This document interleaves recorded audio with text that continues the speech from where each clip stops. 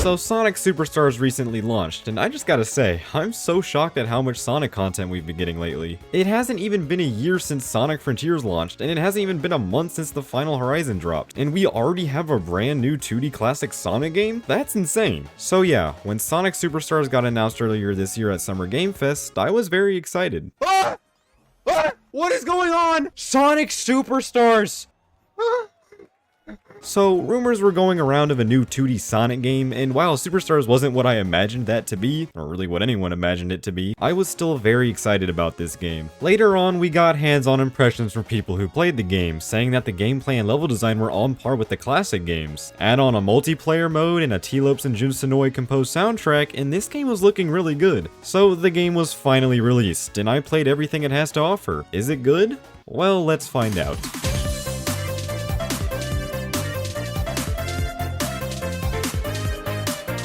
Alright, so one of my biggest worries with this game was the gameplay. A lot of people said it felt exactly like classic Sonic gameplay, and while I really wanted to believe that was true, classic Sonic gameplay has been all over the place. You know, we had Generations, which felt fine, but it didn't really feel like classic Sonic. And then we had Forces, which, yeah, we don't talk about that. But then we had Mania, which used a completely different gameplay engine to capture that classic Sonic feel. And that exact same engine housed the same physics that were used for Superstars. So yeah, to my relief, Sonic Superstars feels like a classic Sonic game. The controls aren't entirely one-to-one to Mania, but they feel so accurate to the point where it's not that noticeable. This was honestly my biggest fear when it came to this game, because I was worried they were going to f*** it up like they did with Forces.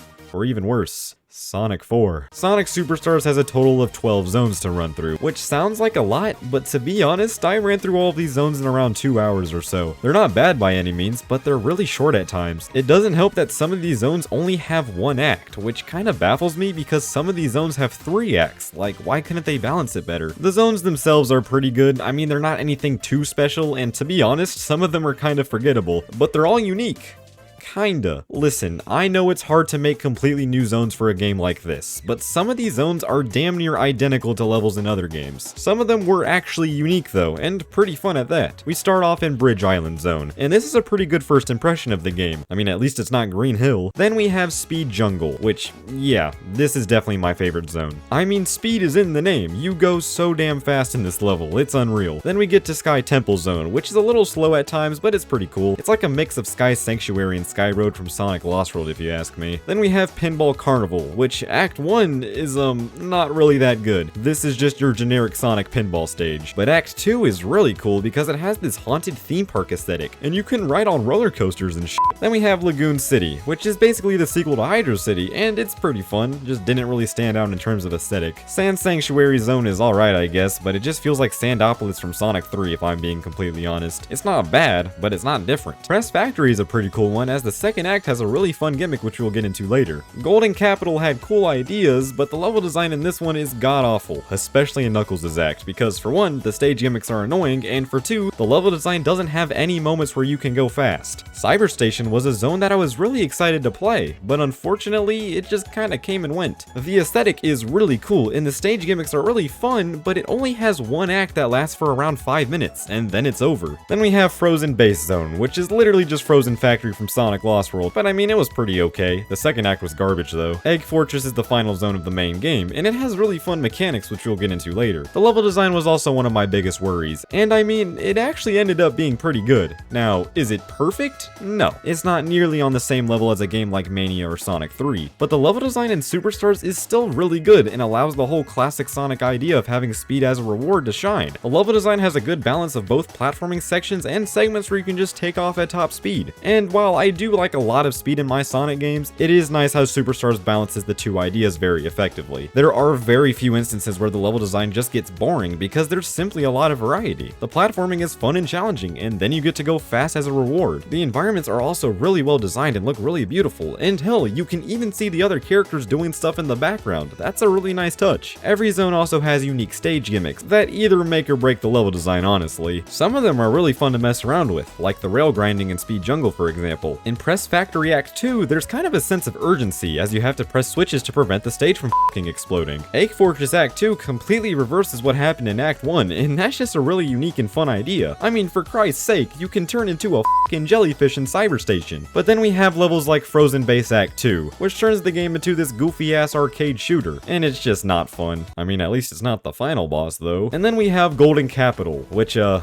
don't even know where to begin. This stupid gravity switching bullshit gives me a f***ing headache. Same with these god-awful launchpad thingies that launch you directly into enemies. Other than that, though, the stage gimmicks are pretty okay, and they enhance the level design. There are also a number of playable characters in this game, and obviously they all have different abilities, so let's just start with Sonic. And yeah, he controls pretty much how you would expect him to control in any classic game, really. He even has the drop dash from Sonic Mania, and I'm really glad this is becoming a part of his basic moveset. I would have also liked to see the Insta-Shield and Peel-Out return, even if that meant they were only unlockable, because those have benefits of their own that would have made the game much more enjoyable. Tails also plays how you would expect him to play. However, he can fly for a surprisingly long period of time, and personally, I'm a big fan of that. I like to consider Tails to be sort of an easy mode, if you get what I mean. Knuckles can climb and glide, you know, standard stuff. Something that I think should have been changed was Knuckles' landing lag. Now, I know this was a thing even back in Sonic 3 and Knuckles, but personally, I never really liked that feature. It would have been cool if Knuckles could maintain the same speed and momentum as Sonic, but since you stop in place every time you land from a glide, that's not very possible. Amy is also in this game, and other than Origins, this is her first playable appearance in a classic Sonic game. She controls pretty much identically to how she does in Origins, but unlike that game, her hammer move isn't locked to a certain direction when you use it. Instead, you can freely control its direction, as this time around you hold down the button to activate it, which means you can start and stop it on the fly, and that's a very nice change. The zones are laid out in the hub world, which reminds me a lot of the one in Generations. This is fine. It's nice being able to replay any act this way, and it makes it so you can safely leave the game without worrying about restarting the zone. It's a nice addition, but it's not really anything special. The game also has these character-specific stages in some of the zones. These are a nice addition, but did they really have to be character-specific? Like, yeah, there are certain obstacles in here that are only usable with certain characters, but the levels wouldn't really be that much different without them. Sonic's level in Speed Jungle is probably my favorite level in the game, though, because it's fast-paced and fun, and the music is also really good. Amy's level in Lagoon City was pretty easy, but the character building between Amy and the new character Trip was pretty nice. Tails' level in Frozen Base was really nothing special, but it was fun. But then we have Knuckles' level in Golden Capital,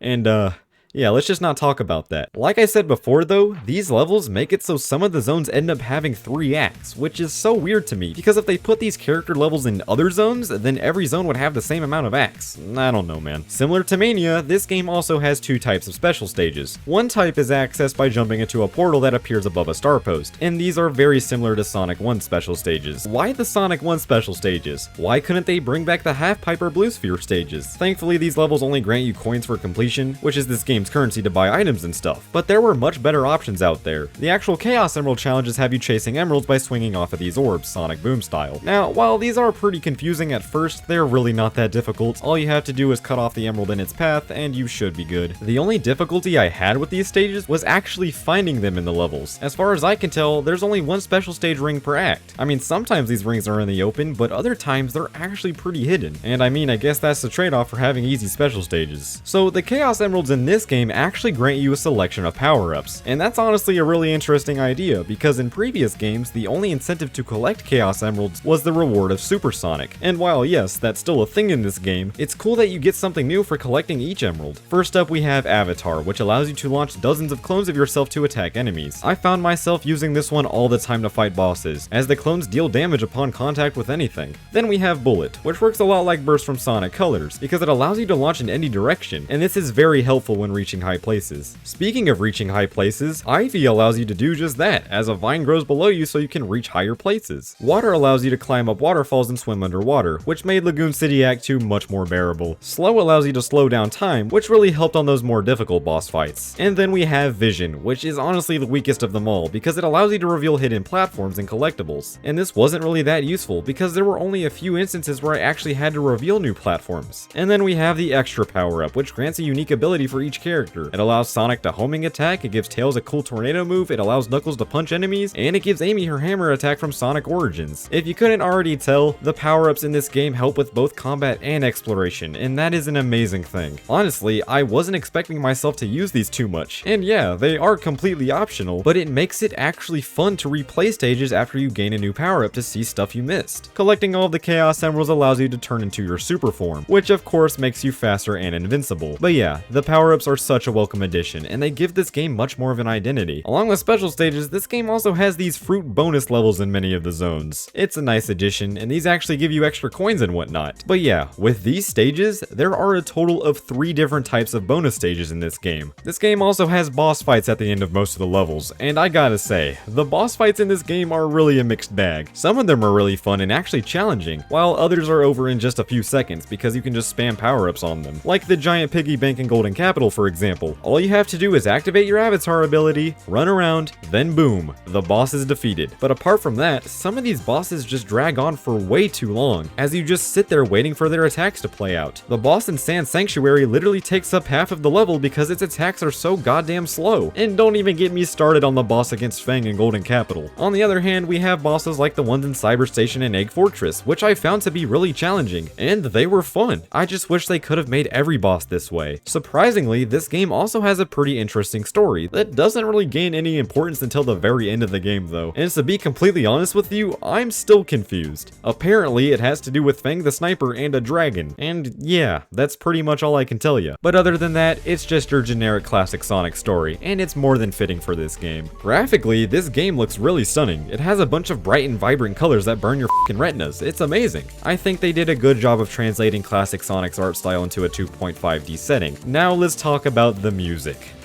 Oh boy. This soundtrack is like a roller coaster if I could put it into words. On one hand, we have tracks on par with the sound design of Sonic Mania. Tracks like Speed Jungle Act 1 and Lagoon City Act 2 are absolutely fantastic tracks that perfectly capture the feel of a modern classic Sonic game. That's what I wanted out of this soundtrack. But on the complete opposite end of the spectrum, we have tracks that feel like they're ripped straight out of Sonic 4. Yeah, I know. How is that even possible? Now, I'm not going to point fingers here because that's just rude, but it's definitely due to the wide range of composers and their contrasting styles. But that isn't really an excuse for the fact that some of these tracks just sound bad. It's really weird because this game had the potential to have an amazing soundtrack, but it also had the potential to have a truly awful soundtrack. I mean, at least some of the tracks sound great, but due to the fact that most of it sounds bad, then overall, it's just not a very good soundtrack. One of the biggest things that was marketed for this game was the introduction of 4-player simultaneous co-op.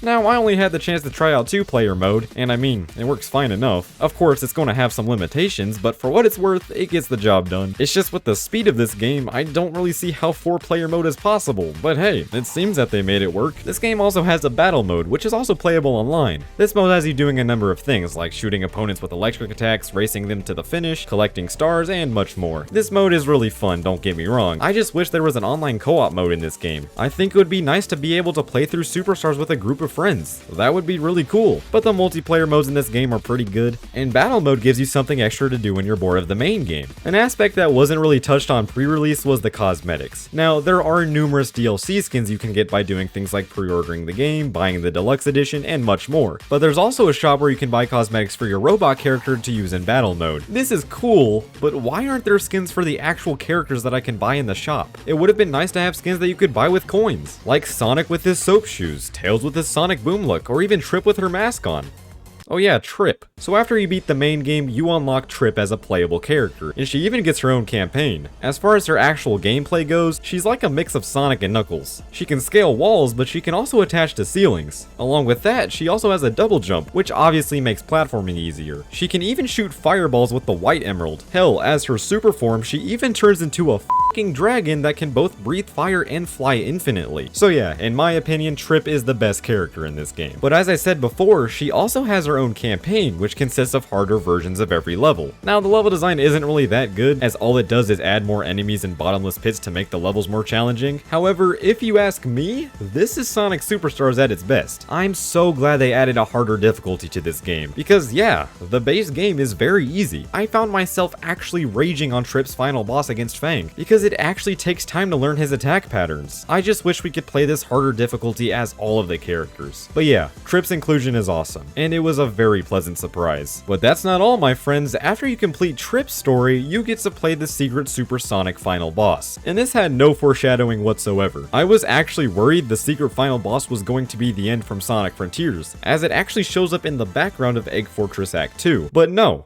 It's a motherfucking dragon. I mean, this is cool as hell, don't get me wrong, but where did this thing come from? Was it actually in the game at all? I really don't know. As for the boss itself, yeah, it's pretty freaking cool. It's very janky though, but what more can you expect, honestly? But yeah, after we beat the boss, we get to see the true ending of the game, and it's really nothing different from the other endings. But yeah, that's Sonic Superstars. Is it worth the full price? No, not really. But I still found myself having an absolute blast with this game. The game has its flaws, especially for a classic Sonic game, but the game is just a good time, man, and that's all it really needed to be. I'm going to give Sonic Superstars a solid 7 out of 10 score for just being a fun 2D Sonic game. But yeah, that's going to end my Sonic Superstars review. Let me know what you guys think about this game in the comments down below. Do you like the game? Do you not like the game? I would love to hear your thoughts. But thank you all so much for watching, and I'll see you all later. Goodbye.